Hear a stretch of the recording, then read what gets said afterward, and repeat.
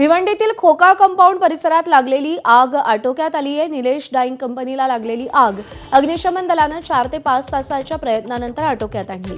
या डाईंग कंपनीत मोठ्या प्रमाणावर कच्चे कापड धागे साठवण्यात आले होते आणि त्याचं रंगकाम करण्यात येत होतं। आग लागण्याचं नेमकं कारण अद्याप समोर आलेलं नाही। सुदैवानं या घटनेत कोणतीही जीवितहानी झालेली नाही। आमच्या प्रतिनिधींनी आढावा घेतलाय, पाहूया। भिवंडी शहरातील खोका कंपाऊंड या परिसरामध्ये एका डाईंग कंपनीला भीषण आग लागल्याची घटना रात्रीच्या सुमारास घडलेली होती।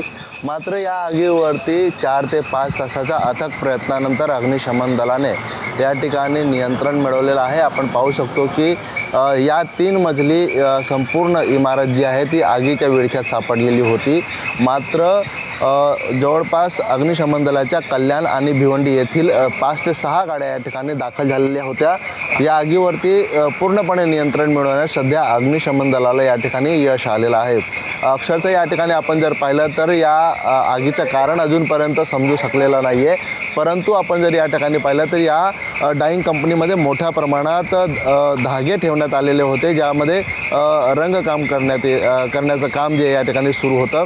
दुसरीकडे यामध्ये मोठ्या प्रमाणात कपड्यांचा साठा देखील साठवणूक करण्यात आलेला होता। मात्र आगीचं कारण या ठिकाणी अजूनपर्यंत समजू शकलेलं नाही। मात्र एवढी मोठी आग लागलेली होती। सुदैवाने यामध्ये कोणतीही जीवितहानी झाल्याची माहिती आलेली नाहीये। मात्र या आगीवरती पूर्णपणे नियंत्रण मिळवण्यात अग्निशमन दलाला या ठिकाणी यश आलेलं आहे। सध्या या ठिकाणी कूलिंगचं काम सुरू आहे। अनिल वर्मा, ABP माझा, भिवंडी। अहिल्यानगरच्या पारनेर तालुक्यात